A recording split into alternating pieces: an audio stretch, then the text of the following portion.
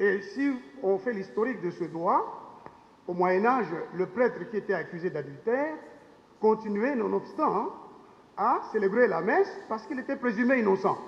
C'est-à-dire qu'il n'avait rien fait tant que la personne qui l'accusait ne l'avait pas prouvé. Or, ces circulaires, en ignorant le droit de la présomption d'innocence, laissent les policiers, aujourd'hui vous le voyez à la télévision, les policiers passent à la télévision et il y a des chaînes qui se spécialisent. On présente des gens sans aucune dignité, qui sont présumés innocents et qui doivent être présentés au juge, lequel est le seul à pouvoir renverser la présomption d'innocence, mais on les présente comme étant déjà coupables. Il y a donc cette suppléance qui viole les règles constitutionnelles, qui refuse qu'un pouvoir réglementaire organise le droit de la preuve pénale. Il y a encore un autre problème, c'est que le droit de la preuve pénale a aussi pour source la coutume. Au contraire des autres constituants, la coutume n'est plus conforme à la loi. Elle doit seulement être conforme à l'ordre public et aux bonnes mœurs. Il s'est fait que les constitutions ne définissent pas l'ordre public. Il ne définit pas les bonnes mœurs. Alors, comment le juge va appliquer la coutume? D'abord, c'est quelle coutume qu'il va appliquer? La coutume du Bas-Congo, par exemple, j'ai trouvé des proverbes Congo qui portent des principes de la charge de la preuve. Mais beaucoup de spécialistes, dont certains sont membres de ce jury, reconnaissent qu'il y a une variété de coutumes. La coutume, c'est un droit varié. On se demande aujourd'hui si, lorsqu'on parle de la coutume dans la Constitution, il s'agit de la coutume avant la création des tribunaux indigènes, ce qu'on appelle la coutume légalisée, ou c'est la coutume évoluée. La coutume évoluée de la ville de Lubumbashi, de la ville de Kinshasa. Donc il y a un problème, si vous voulez, d'identification de sources du droit de la preuve. Et je voudrais ici souligner qu'il est très important de théoriser sur les sources de la preuve parce que la valeur d'une preuve dépend de sa valeur hiérarchique.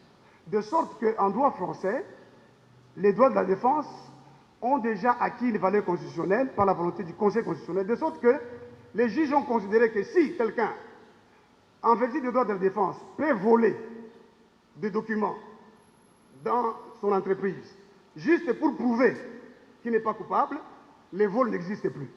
Donc c'est tellement important que le droit congolais puisse théoriser sur la preuve. Maintenant, qu'est-ce qu'il faut faire? Puisqu'il appelle que du point de vue de la théorie du droit de la preuve, elle n'existe pas, le droit de la preuve dans ce source est ignoré ou est mal appliqué, et par ailleurs, ce droit-là porte des principes généraux, parmi lesquels la présomption d'innocence et les droits de la défense. Ces principes, comme je venais de le dire, sont appliqués dans la confusion. Il y a donc confusion des sources, il y a dispersion des règles, comme disait Jean Carbonnier. Si toutes les sciences peuvent systématiser, il me semble que le droit n'est que systématisation. C'est la doctrine qui met de l'ordre dans le droit, c'est la doctrine qui synthétise, la doctrine permet au législateur de codifier à partir d'un droit organisé, commenté, synthétisé. Et ma modeste contribution, justement, c'est de vouloir théoriser les sources de la preuve, les identifier, formuler les règles, mais aussi identifier les principes généraux du droit de la preuve et en faire un projet de loi. La question de départ de ma recherche a été donc comment systématiser pour permettre au législateur d'élaborer une loi nouvelle. Comme vous le savez, la valeur d'une recherche est fonction de la méthodologie utilisée. C'est pourquoi il faut qu'on revienne à la méthodologie lorsqu'on explique, on présente un rapport de recherche. Dans notre travail, nous avons recouru à la méthode juridique entendue en droit international comme l'étude du système normatif et institutionnel. En d'autres termes, nous avons étudié les normes telles que portées par les législateurs, nous avons étudié les normes telles que portées par les constituants, nous avons étudié les normes telles que portées par la Constitution, pour connaître la volonté du législateur, comprendre la ratio legis, et là, c'est là que la méthode juridique fait appel aux méthodes exégétiques. Mais ce n'est pas tout. Le droit n'est pas que dans la législation, le droit est jurisprudentiel, le droit est doctrinal. C'est ainsi que nous avons fait appel au droit pénal comparé, qui nous a permis d'accéder au droit américain, au droit canadien, au droit français, et qui nous ont permis d'arriver à cette conclusion de notre recherche. Quelle est la conclusion de notre recherche? Avant de vous donner la conclusion de notre recherche, je voudrais préciser que notre recherche a évité de discuter des règles particulières de la procédure pénale militaire. Tout simplement parce que la procédure ordinaire, il se révèle du Code judiciaire militaire que la procédure ordinaire est le droit commun de la procédure pour tous les tribunaux civils et militaires. Ce qui fait qu'en étudiant la preuve dans le cadre de la procédure pénale ordinaire, je peux prétendre que ces règles pourraient être appliquées devant les tribunaux militaires. D'ailleurs, quand vous examinez les codes judiciaires, vous examinez les titres, vous verrez que toutes les dispositions renvoient à la procédure pénale ordinaire, notamment la recherche de la preuve. Le code judiciaire dispose que l'officier de police judiciaire recherche la preuve conformément au titre premier du code de procédure pénale ordinaire. Donc ça, c'est une première limite. Une deuxième limite, c'est que nous n'étudions pas les règles particulières applicables à chaque infraction en particulier. C'est des études que nous suscitons à travers notre recherche. Nous posons le cadre général de la recherche.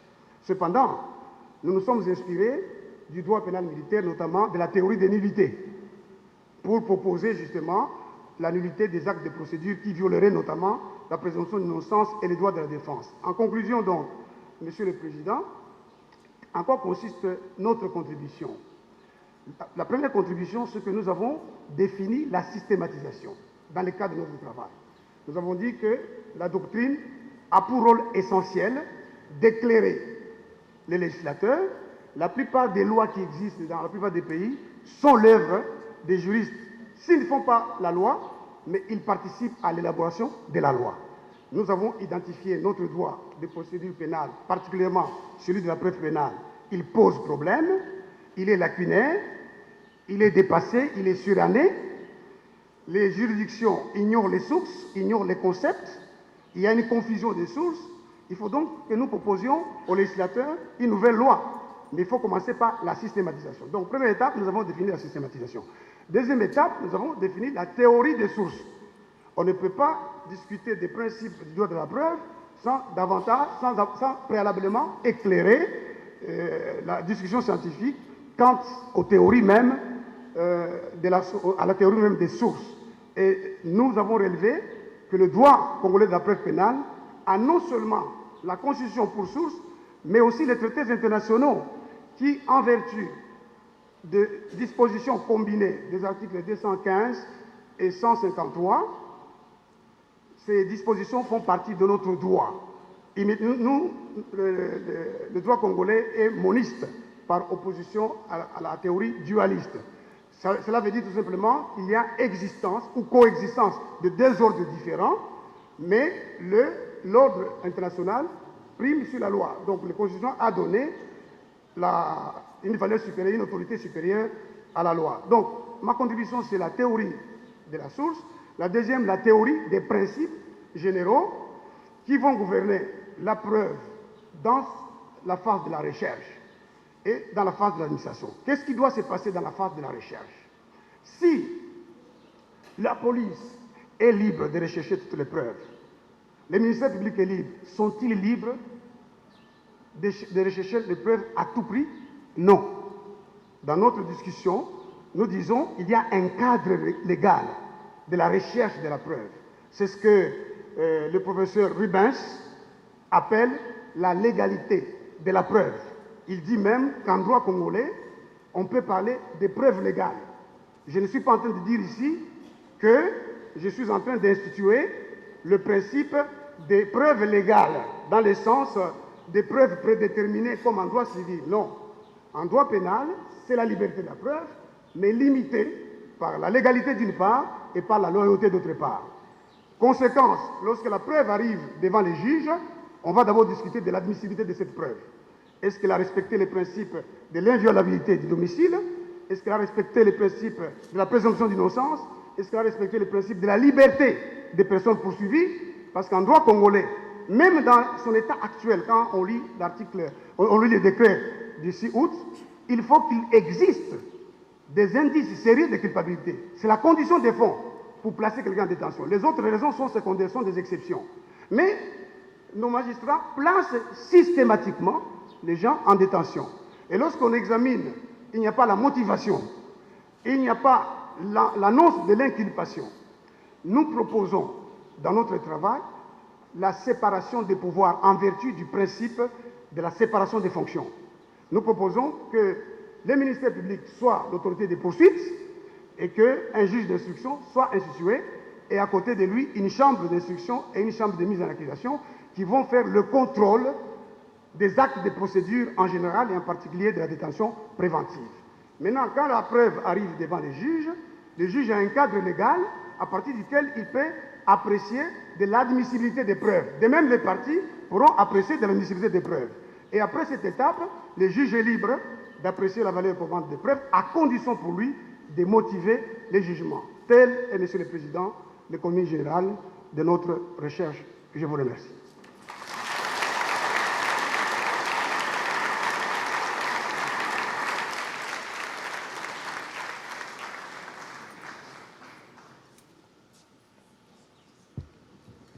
D'avoir réussi cet exercice dans les limites de temps qui vous ont été imposées. Gardez la même discipline lorsque vous allez répondre aux questions des membres du jury. Du fait d'avoir eu l'occasion d'échanger longuement avec le récipiendaire, je ne peux éprouver ce jour qu'une grande satisfaction de le voir arriver au terme d'un parcours parsemé de nombreux obstacles, tant sur le plan de la réflexion théorique et méthodologique que sur le plan administratif et même psychologique. C'est l'occasion et le lieu de mentionner le courage et la perspicacité du récipiendaire qui a pris à bras-le-corps toutes les difficultés qui se sont présentées pour s'efforcer de les surmonter dans un esprit combatif et vif. Averti du grand risque du mimétisme dans un tel travail préparatoire à la réforme, surtout en ayant recours au droit pénal comparé, le récipiendaire a eu l'intention de s'enraciner dans ce qu'il a appelé le droit coutumier de la preuve pénale, ce qui lui a permis d'écrire, nous citons, le principe de renversement de la preuve est donc culturellement acceptable en droit congolais, ainsi que l'ont relevé les auteurs de l'avant-projet du nouveau code pénal. Fin de citation. Cette affirmation soulève en moi 3 questions que voici. La première, comment concilier dans un même droit congolais de la preuve pénale le principe du renversement de la charge de la preuve avec le principe de la présomption d'innocence, alors que ce dernier est le socle du droit de la preuve pénale. La deuxième question est la suivante. Si le droit congolais de la preuve pénale doit prendre ses racines dans la coutume en tant que source de droit consacrée par la Constitution,